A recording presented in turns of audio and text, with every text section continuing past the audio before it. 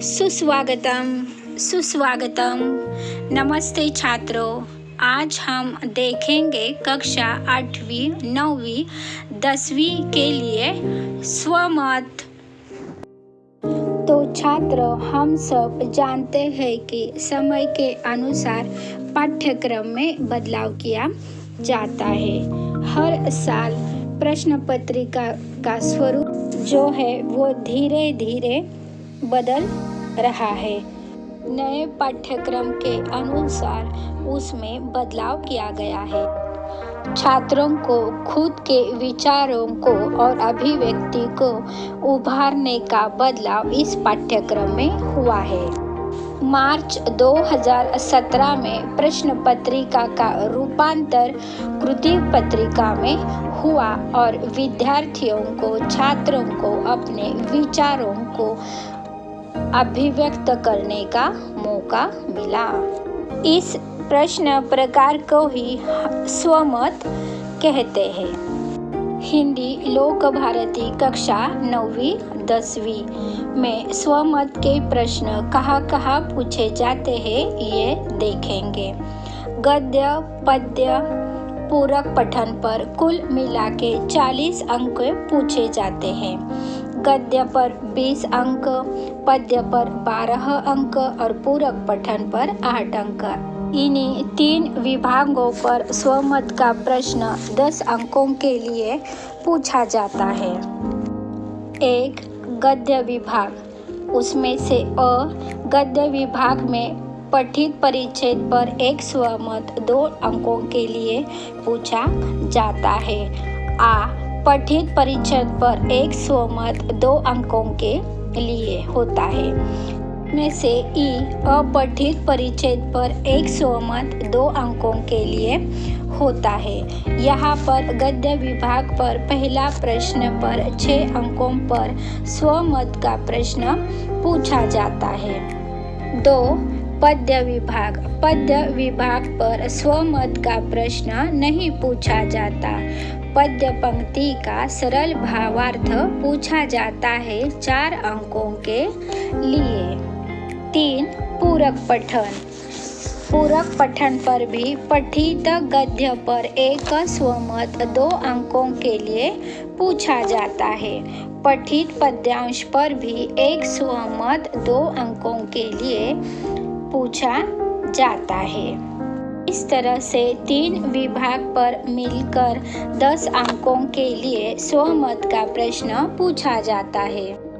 स्वमत, अपना मत, अपने खुद के विचार। स्वमत किस लिए? 1.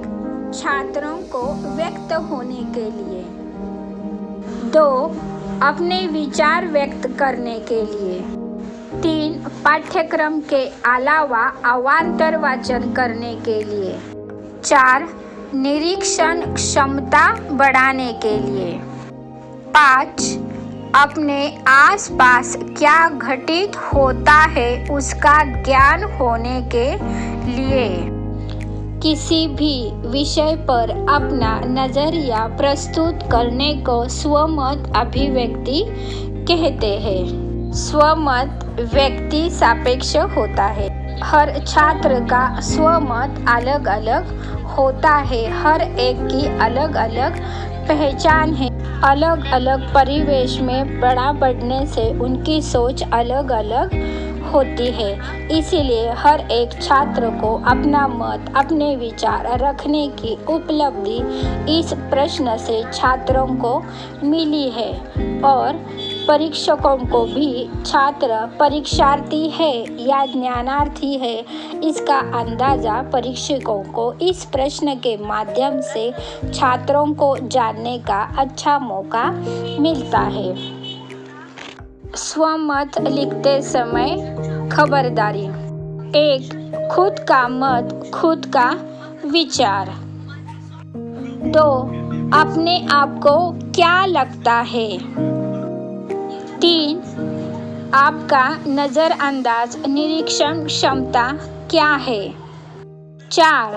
पाठशाला और पाठशाला के बाहर का विश्व अनुभव आपको क्या सिखाता है। 5.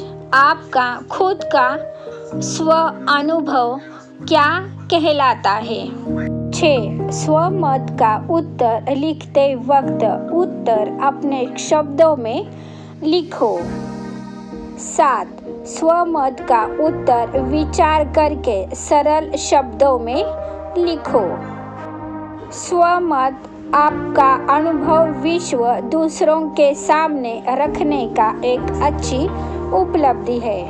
तो छात्र, हम यहाँ मार्च 2020 में आए हुए स्वमत के प्रश्न के बारे में जानकारी लेंगे।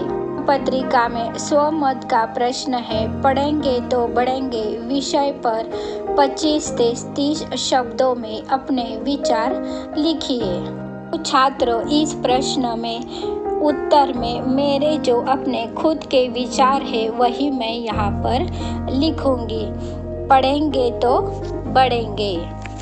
पढ़ना वह दीपक है जो न सिर्फ उसे प्रज्वलित करने वाले को रोशन करता है, आसपास सभी को लाभान्वित करता है। पढ़ना ही सही अर्थ में मनुष्य जीवन की सार्थकता है। सफलता के लिए नियमित परिश्रम अनिवार्य है। पढ़ेंगे लिखेंगे तो बनेंगे नवाब। पढ़ाई करने से अपनी प्रतिभा निखरती है। पढ़ने से ही हमें ज्ञान प्राप्ति होती है। जीवन में कुछ हासिल करना हो तो पढ़ाई से ही हम उसे हासिल कर सकते हैं। पढ़ाई द्वारा ही हमारा बौद्धिक और मानसिक विकास होता है। अपने जीवन में आगे बढ़ना हो तो निरंतर पढ़ाई की जरूरी है। तो छात्र, यहाँ पर हम मार्च 2019 में आए हुए प्रश्न के बारे में देखेंगे। प्रश्न है, जानवरों के प्रति हमदर्दी विषय पर अपने विचार लिखिए। उसके लिए 2 अंक है। तो छात्र, मैं यहाँ पर मेरा खुद का जो मत है उसके बारे में मैं लिखूंगी। तो देखो यहाँ पर, पालतू जानवर हमेशा अपने मालिक के प्रति वफादार होते हैं। पालतू जानवर सबसे समझदार होते हैं। हमारे और उनके बीच प्यार का रिश्ता होना चाहिए।